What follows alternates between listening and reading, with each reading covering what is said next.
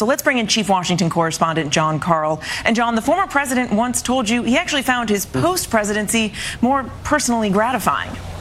He sure did, Mary. And keep in mind, he spent just 4 years as president of the United States, a very tough 4 years marked by crises abroad, stagflation and political setbacks at home. But he spent more than 4 decades as an ex-president.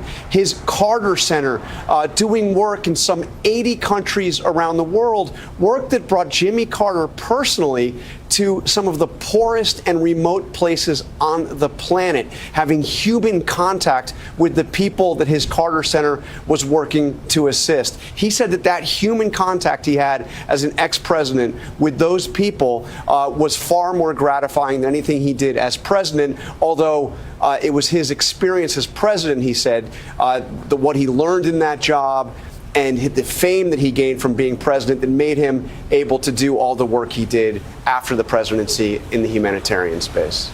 John, thank you. Good evening, and thanks so much for joining us on this busy Sunday. I'm Mary Bruce, in for Lindsay Davis. We begin tonight with breaking news: the death of the 39th President of the United States, Jimmy Carter. At 100 years old, Carter living longer than any other U.S. president. He served just 4 years in the White House and went on to transform the role of former presidents, traveling the globe as a fierce defender of human rights. Carter also enjoying an incredible love story with his wife, Rosalynn, the couple partners in every sense of the word, married for 77 years.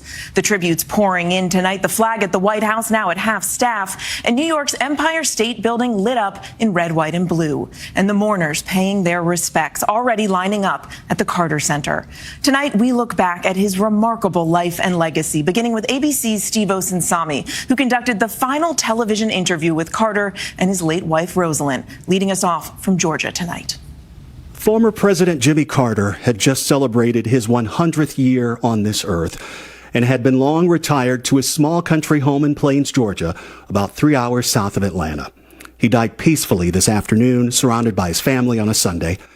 And for a religious man who was famous for his Sunday school lessons at his hometown church, this was, for many, a fitting day to cross over. I, Jimmy Carter, do solemnly swear that I will. He is the longest-lived U.S. president in history, celebrated today by leaders around the world. U.S. Senator Mitch McConnell. President Carter lived a truly American dream. After every season when life led him to lofty service far from home, he came back home again. Former President Bill Clinton and former Secretary of State Hillary Clinton. Guided by his faith, President Carter lived to serve others until the very end. President Joe Biden. Today, America and the world lost an extraordinary leader, statesman, and humanitarian. And the president-elect, Donald Trump. The challenges Jimmy faced as president came at a pivotal time for our country, and he did everything in his power to improve the lives of all Americans. For that, we all owe him a debt of gratitude. President Carter, This was the very last television interview in the summer of 2021 with his wife Rosalynn by his side, celebrating their 75th wedding anniversary. We did not speak about world events, politics, or any news of the day, only about the love they shared and how their relationship would keep them going in this world and the next. Their love story, truly one for the ages. Steve Osunsami joins us now from the Carter Center. And Steve, what more are you learning about funeral arrangements in the days ahead? Mary, President Carter will be buried next to his wife in Plains, Georgia. There will be remembrances here in Atlanta and in the nation's capital, but the scheduling has yet to be determined because these events, they've been planning them for years, but now some of them are going to be taking place over a holiday. His son Chip tonight is calling his father a hero, saying that he's had to share him with the rest of the world, and they will continue doing so. Here at the Carter Center, they're asking people not to send flowers, but instead to donate to the Carter Center, which helps fulfill his lifelong mission, Mary, of helping heal the world.